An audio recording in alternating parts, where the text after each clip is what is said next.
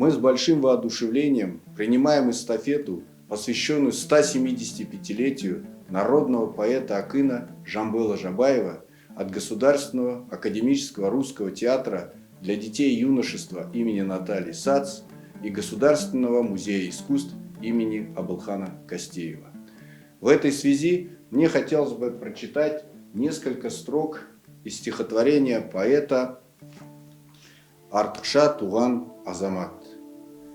Артықша туған азамат халыққа үлкен бел болар. Серт адамды байлайды, ер жігіт серттен таймайды. Қажырлы болса майданда, халыққа сөзі ем болар. Ел үшін туған ерлердің алды арты дария кең болар.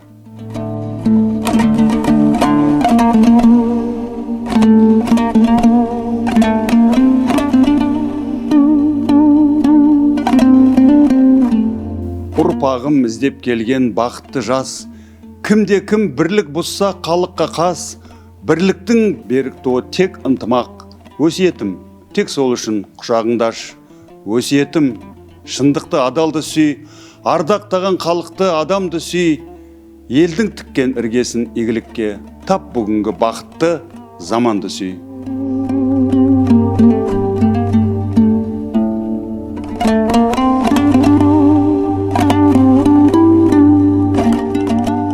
Балдырған балғын балалар, мойнына қызыл байлаған, майысып сұлу мәуесі, түрлерін гүлдей жайнаған.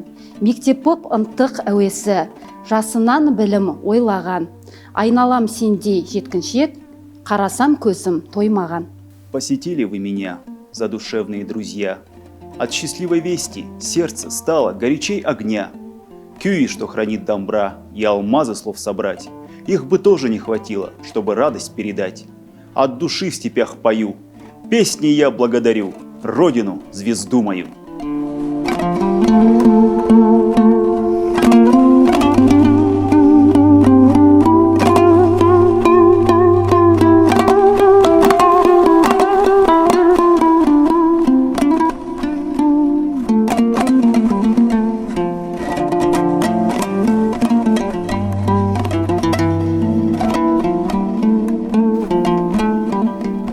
Жаз жайнап, жан-жануар жанаттанған, жадырап, май айында науаттанған, су ағып, жер айналып жанарланған, жиһанда біздің таңдай таң атпаған, жарқылдап, жабырқаусыз жайдар жан, жұлқынып, жазғы іске жарақтанған, шыңына шыбық шаншып, гүл түлетіп, сайлелім саяхатқа саяттанған.